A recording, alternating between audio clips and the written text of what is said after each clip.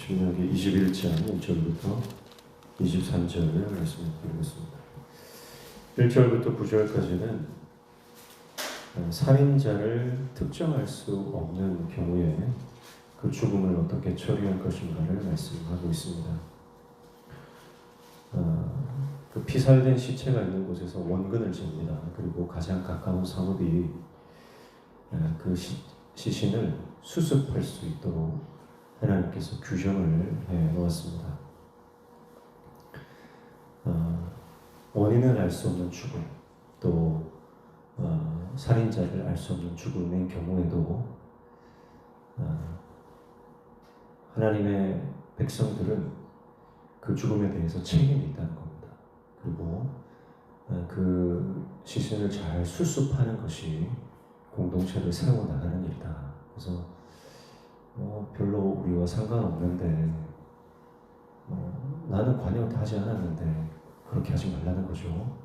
누군가 죽었다면 반드시 그 죽음에 대해서 잘 수습하고 처리하는 것, 그것이 하나님 나라의 공동체의 모습이다 하는 것입니다. 그래서 가장 가까운 성읍에서 멍에를 매지 않은 암송아지, 아직 한 번도 일해보지 않은 어린 송아지겠죠. 그 송아지를 취해서 골짜기에서 희생을 시켜야 됩니다. 목을 꺾어야 됩니다.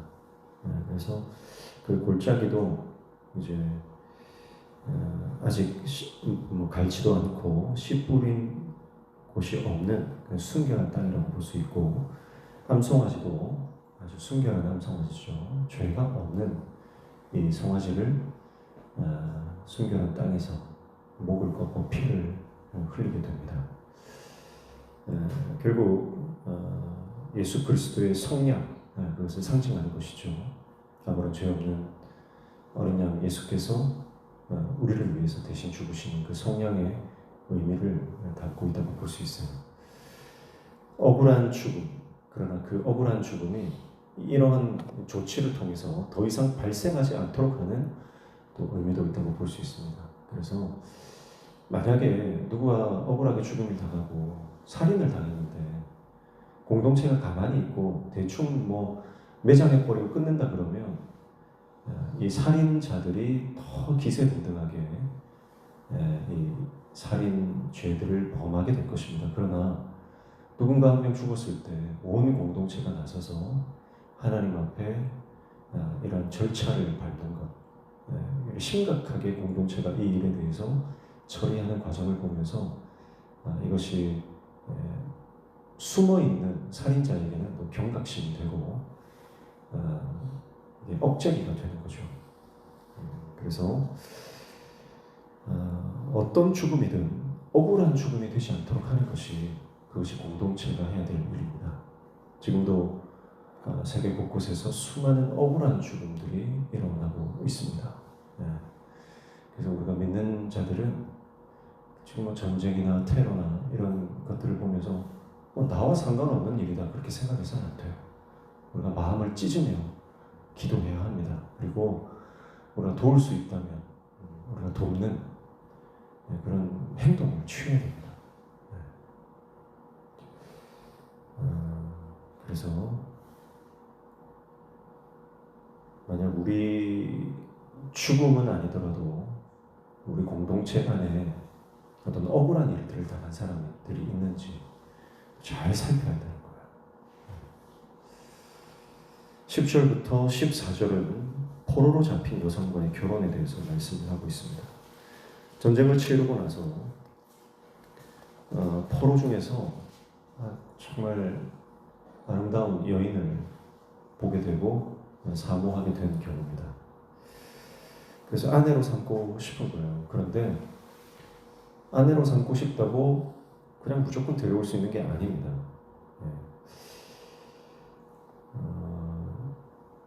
이스라엘 사회는 일부 다처제의 그런 가정 시스템이 되어 있기 때문에 아내가 있어도 또 포로 중에 아내를 취할 수도 있는 문제고요. 총각이 첫 번째로 결혼할 수도 있는 문제인데, 어쨌든 이 포로라고 해서 인권이 없는 게 아니다. 그래서 이 여인을 데리고 오려면, 자기 아내로 삼으려면 절차가 있죠. 어떤 절차입니까? 집으로 먼저 데려가서 머리를 밀고 손톱을 베고 포로의 의복을 벗겨라. 그리고 한 달간의 애도 기간을 줘야 됩니다. 그 부모를 위한, 부모가 살아있을지 죽을지는 모르겠지만 어쨌든 뭐 전쟁 이후니까 죽었을 확률이 높죠. 그러면 얼마나 큰 슬픔에 잠겨 있겠습니까? 그러니까 그 부모를 위한 애곡할 수 있는 애도 기간을 한 달 동안 줘야 됩니다. 내가 원한다고 바로 취할 수 있는 게 아니에요. 그래서 한 달 동안 그 애도 기간을 허락을 하고, 그리고 나서 이제 아내로 삼는 것입니다. 머리털을 밀고 손톱을 베고 포로의 옷을 벗게 한다는 것은 이제 이전과의 그 삶을 완전히 단절시키는 행위라고 볼 수 있죠.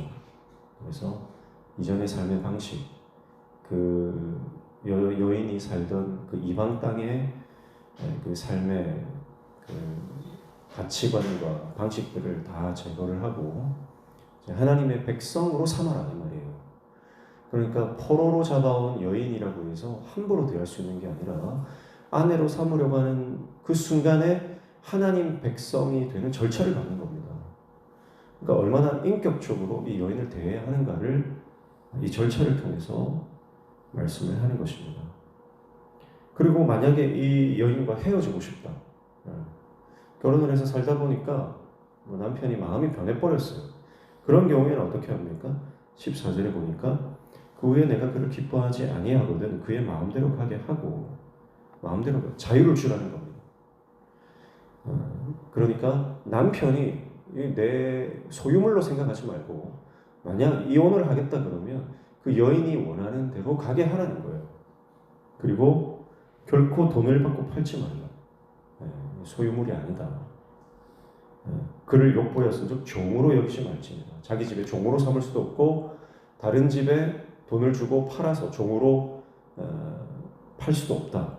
이렇게 말씀을 하는 겁니다. 내가 마음에 들어서 내가 아내로 삼았다면 그 아내로 삼는 그 순간부터 그 여인은 하나의 인격체로 이스라엘 백성으로 하나님의 말씀의 이 규정을 따라서 아주 인격을 존중해 줘야 된다. 그 말씀을 하고 있습니다. 자, 전쟁을 하면요, 여성은 포로가 되고 성착취의 대상이 됩니다. 지금도 우크라이나 땅에는 매일 강간이 벌어지고 있다. 그렇게 기사가 떠 있죠. 매일 일합니다. 매일 유린하고 성적으로 착취하고 그리고 죽이고, 어린아이부터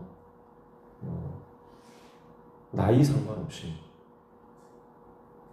성적 착취 대상으로 그렇게 유린당하다가 죽어가고 있습니다. 전쟁이 아니더라도요, 인간의 더러운 욕망이 그런 인간을 대상화하고 인간을 자기의 어떤 욕망의 도구로서 그렇게 보는 것이 인간의 죄의 본성이다 이렇게 볼 수 있어요. 그래서 하나님의 백성은 그런 인간의 욕심, 인간의 본성을 따라서 살면 안 된다는 것입니다.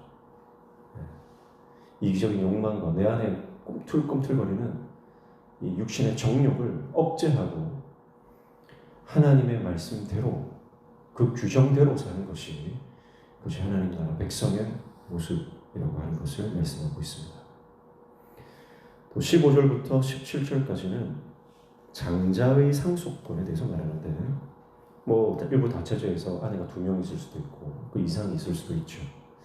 그런데 만약에 내가 사람이다 보니까 같은 집에서 같이 살아도 더 사랑받는 그런 아내가 있을 수 있고 좀 미움받는 아내가 있을 수 있다는 겁니다. 그러나 그렇다고 하더라도 장자는 장자다. 이거 임의로 바꾸지 말라는 거예요. 그러니까 인간의 어떤 그 감정이나 아니면 내 기분이나 아니면 더 친밀한 관계 이런 것들이 하나님의 법을 함부로 바꿀 수 없다는 것을 말씀하고 있습니다. 이것을 통해서 가정에서 미움받는 여성의 권리를 보호하면서, 그리고 하나님의 뜻이 인간의 생각이나 감정에 의해서 함부로 바꿔질 수 없는 것임을 엄격하게 다시 한번 말씀하고 있는 것이다. 그렇게 볼 수 있습니다. 그래서 사실은 이 고대 사회에서 이런 일부 다처제에서 여인들은 사실 참 고달프고 마음고생을 오늘날보다 훨씬 더 많이 했겠죠. 그래서 성경에서 보면 야곱의 그 가정사를 봐도 그렇지 않습니까? 서로 남편의 사랑을 받으려고 경쟁하고, 이게 가정 안에서 일어나서는 안 되는 그런 모습인데,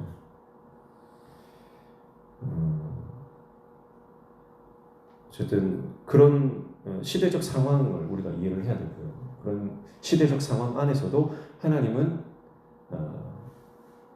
하나님의 질서를 세워나가시길 원하시고, 그 안에 있는 가족의 구성원들의 그 말씀을 규정을 해주셔서 그들을 보호하기를 원하시는 하나님, 이것을 볼 수가 있습니다.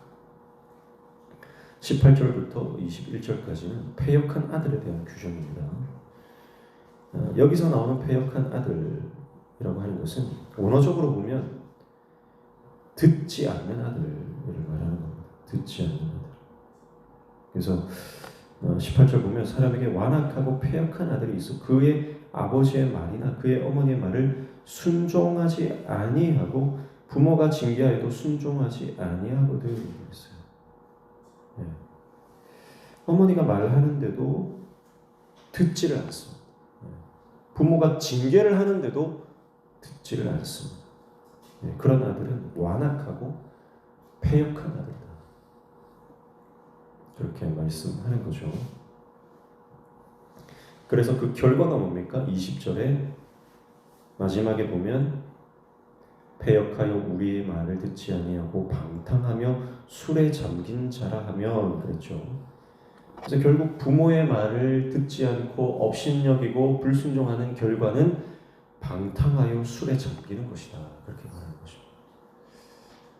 그래서 여러분, 이것은 영적으로도 마찬가지예요. 우리의 삶도 우리가 하나님의 말씀을 듣지 않으면 방탕한 인생이 되는 것입니다. 세상 것에 취한 인생이 되는 것입니다. 그게 영적인 거예요. 그래서 우리가 이 방탕한 죄의 길에서 벗어나기 위해서는 하나님의 말씀을 듣는 길 외에는 없습니다. 하나님의 말씀을 듣고 순종하고 결단하는 길밖에는 우리가 이 죄의 문제에서 벗어날 수 있는 길이 없어요. 우리가 회복되는 것은 오직 말씀이에요. 그래서 말씀의 사람. 그래서 어제도 요한계시록 10장에 보면 요한에게 두루마리를 받아 먹으라고. 두루마리 말씀을 받아 먹으라 그랬어요. 받아 먹으면 뭐가 됩니까? 그 두루마리가 말씀이 내 안에 들어와서 소화가 되고 영양소가 돼서 흡수가 되죠. 그래서 말씀의 사람이 되는 거죠. 그리고 오늘 우리가 하나님 말씀을 사모하고 그 말씀을 받아 먹을 때 우리가 말씀의 사람이 되고 말씀의 사람이 되어야만 사명 감당할 수 있는 거예요. 죄의 길에서 떠날 수 있는 겁니다. 내가 몸부림친다고, 내가 뭐 금연하고 싶다고 뭐 니코틴 껌을 씹고 막 하다가 나중에 니코틴 중독 되잖아요.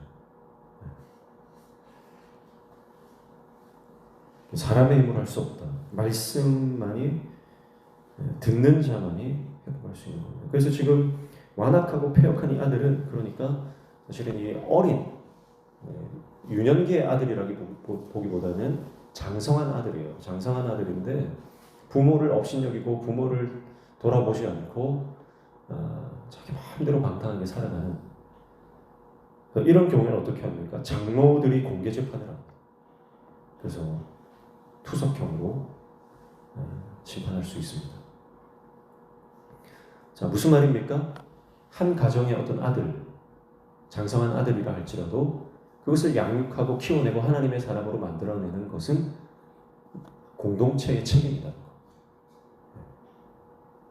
못난 자식이 있다고 해서 손가락질 할 것이 아니라, 여기서 그냥 돌로 쳐 죽여라 라고 하는 것은 못된 인간 죽여라 이런 뜻으로 보기보다는요, 그 공동체에 이 공동의 책임이 있다. 그래서 한 사람을 바르게 키워내고 죄의 길에서 떠나게 하고 부모를 순종하는 그런 의로운 하나님의 백성으로 키워내는 것이 비단 한 가정의 문제가 아니라 공동체의 문제다. 그래서 우리 교회 공동체도 마찬가지입니다. 그래서 다른 집안에 있는 자식들 손가락질 하는 거는요, 결국 우리 집을 향해서 손가락질 하는 거랑 똑같은 거예요. 하나님은 공동체의 같은 책임으로 보시거든요. 그래서 가정을 위해서 함께 기도하고 자녀들을 위해서 함께 기도하고 함께 키워나가며 그렇게 우리가 함께 주님 안에서 하나의 공동체로 세워져 갈 때 그것이 하나님께서 기뻐하시는 공동체의 모습인 줄로 믿습니다. 22절, 23절은 기타 규정, 특별히 나무에 달린 자는 저주받은 자다. 그 말씀을 하고 있습니다.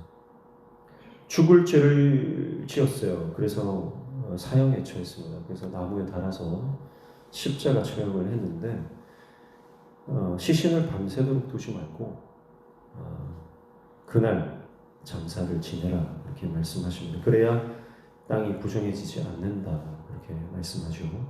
그러면서 나무에 달린 자는 하나님의 저주를 받은 자다 그렇게 말씀을 합니다.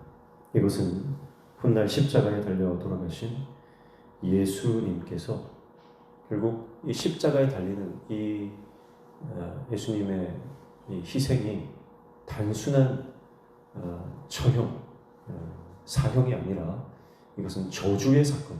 그래서 인류의 모든 저주를 예수님께서 그 십자가에서 해결하신 사건이라는 것을 이 신명기 21장 23절에 말씀을 하고 있는 것이죠.